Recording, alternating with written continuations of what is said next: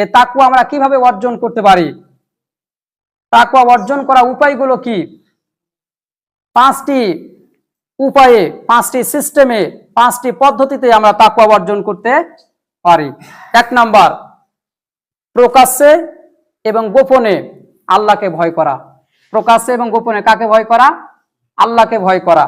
আমাদের মধ্যে অনেক ব্যক্তি আছে যারা প্রকাশ্যে আমরা মানুষের সামনে আল্লাহকে ভয় করে অনেক কাজগুলো করি, কিন্তু আমরা যখন গোপনে থাকি, একাকী যখন থাকি, আমরা আল্লাহকে ভয় করি না। আপনি যদি আল্লাহকে ভয় করতেন তাহলে আপনি অশ্লীল সিনেমা, অশ্লীল গান আপনি শুনতে পারতেন না। আপনি যদি তাকওয়া অর্জন করতে চান তাহলে 1 নাম্বার পদ্ধতি, 1 নাম্বার সিস্টেম, আল্লাহকে ভয় করতে হবে প্রকাশ্যে এবং গোপনে। আল্লাহকে আপনি কিভাবে ভয় করবেন? এ ভয়টা কিভাবে সৃষ্টি হবে? আপনি এটা অনুধাবন করবেন। আপনি বিশ্বস্ত সূত্রে জানতে পারলেন যে বটতলায় একটা হিংস্র বাঘ চলাফেরা করছে। আপনি বিশ্বস্ত সূত্রে জানতে পারলেন, তাহলে কোনো ব্যক্তি কি বটতলায় যাবে? যাবে না। আল্লাহর ভয় অন্তরে যদি থাকে, আল্লাহ পাকের ভয় যখন অন্তরে আসবে, আপনাকে কখন আসবে সেটা? আপনি যখন বিশ্বাস করবেন যে আমি গোপনে যা করছি, প্রকাশ্যে যা করছি, সবকিছু দেখছেন কে? আল্লাহ রাব্বুল আলামিন। Allah is watching me, Allah always with me. Allah পাক আমাকে দেখছেন, আমি যা করছি আল্লাহ পাক আমাকে দেখছেন, আল্লাহ পাক আমার সাথে রয়েছেন।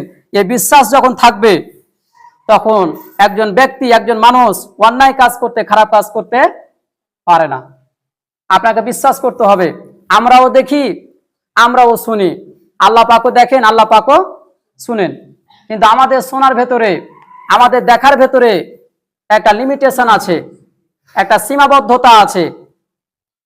এই মসজিদের ভেতরে কি হচ্ছে আমরা দেখতে, বটতলায় কি হচ্ছে আমরা শুনতে পারছি না, কিন্তু আল্লাহ পাকের অবস্থা কি এরকম? ইন্নাল্লাহা কানা সামিআম বাসীরা। আল্লাহ রাব্বুল আলামিন সবকিছু দেখেন, আল্লাহ পাক সবকিছুই শুনেন। সমুদ্রের অতল গহ্বরে একটা ছোট্ট পোকা যদি খাবারের যন্ত্রণায় যদি চিৎকার করে, আল্লাহ রাব্বুল আলামিন সেটাও শুনতে পান। আল্লাহ পাকের নবী ইউনূস আলাইহিস সালাম যখন মাছের পেটে চলে গিয়েছিলেন,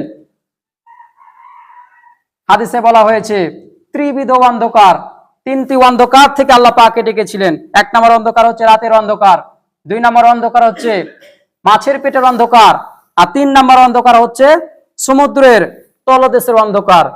এই ত্রিবিধ অন্ধকার থেকে আল্লাহ পাকের নবী ইউনূস আলাইহিস সালাম যখন আল্লাহ পাককে ডাক দিয়েছিলেন, পৃথিবীর কোন রাজা বাদশাহ সেটা শুনেন নাই, আল্লাহ পাক শুনেছিলেন। ইউনূস আলাইহিস সালাম আল্লাহর কাছে দোয়া করেছিলেন, আল্লাহর কাছে প্রার্থনা করেছিলেন, লা ইলাহা ইল্লা আনতা সুবহানাকা ইন্নী কুনতু মিনাজ জালিমিন। আপনি ছাড়া কোনো উপাস্য নাই, আপনি ছাড়া কোনো মাবুদ নাই, আমি বিপদে পড়ে গেছি। ইন্নী কুনতু মিনাজ জালিমিন, আমি জালেমদের অন্তর্ভুক্ত হয়ে গেছি, আমাকে বিপদ থেকে তুমি রক্ষা করো। এটা পৃথিবীর কোন রাজা বাদশাহ শুনে নাই, আল্লাহ পাক শুনেছিলেন। আল্লাহ পাক কোরআনে তার জবাব আল্লাহ রাব্বুল আলামিন দিয়ে দিয়েছিলেন। আল্লাহ পাক বললেন, ফাস্তাজাবনা লাহু ওয়া নাজ্জাইনাহু মিনাল গাম্মি ওয়া কাযালিকা নুনজিল মুমিনিন। আল্লাহ পাক বললেন, আমি ইউনূস আলাইহিস সালামকে আমি রক্ষা করেছিলাম, তাকে বিপদ থেকে রক্ষা করেছিলাম, তার বিপদকে আমি দূর করে দিয়েছিলাম। ওয়া কাযালিকা নুনজিল মুমিনিন। আল্লাহ পাক এখানে ওয়াদা করেছেন, কোন মুমিন ব্যক্তি যদি বিপদে পড়ে যায়, ওয়া কাযালিকা নুনজিল মুমিনিন, আমি আল্লাহ পাক এইভাবে করে তাকে বিপদ থেকে রক্ষা করব।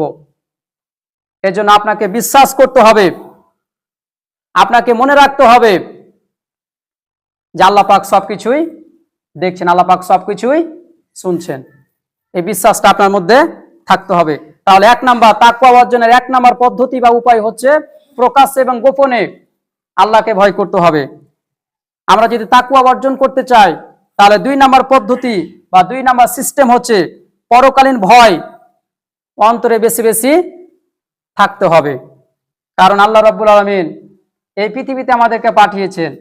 এই পৃথিবী আমাদের আসল জায়গা নয়। এই পৃথিবী থেকে আমাদেরকে একদিন চলে যেতে হবে।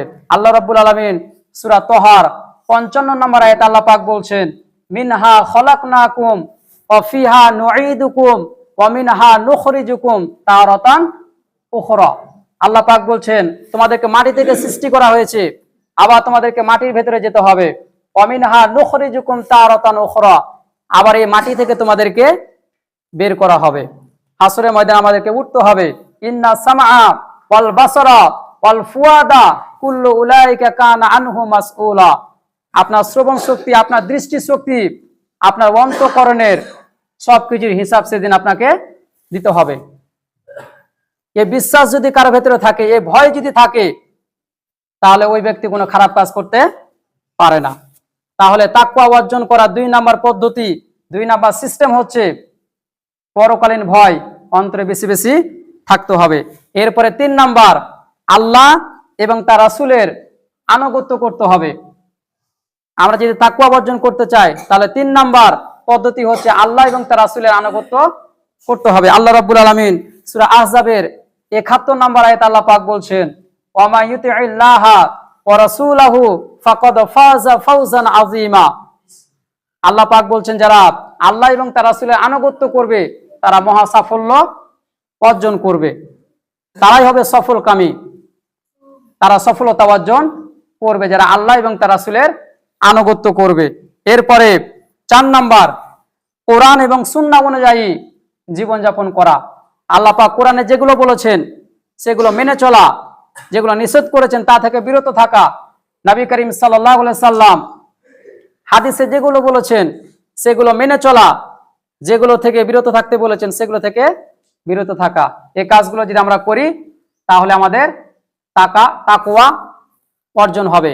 এরপরে সর্বশেষ 5 নাম্বার তাকওয়া অর্জনের সর্বশেষ 5 নাম্বার পদ্ধতি বা সিস্টেম হচ্ছে মৃত্যুর কথা বেশি বেশি স্মরণ করা।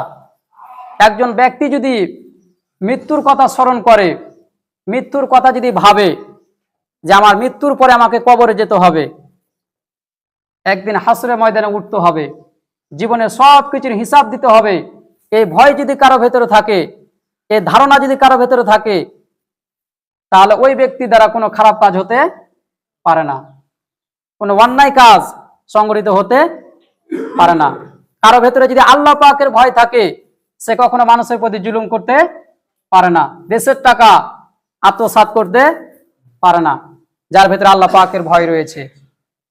মৃত্যুর কথা বেশি বেশি স্মরণ করতে হবে। আজকে তো আমরা আমাদের লাইফ স্টাইল দেখলে মনে হয় যে আমরা এই পৃথিবী থেকে যাব না, আমরা চিরকাল থাকার জন্য এই পৃথিবীতে এসেছি। আমরা যদি তাকওয়া অর্জন করতে চাই তাহলে আমাদের 5 নাম্বার করণীয়, 5 নাম্বার পদ্ধতি, 5 নাম্বার সিস্টেম হচ্ছে মৃত্যুর কথা বেশি বেশি স্মরণ করতে হবে।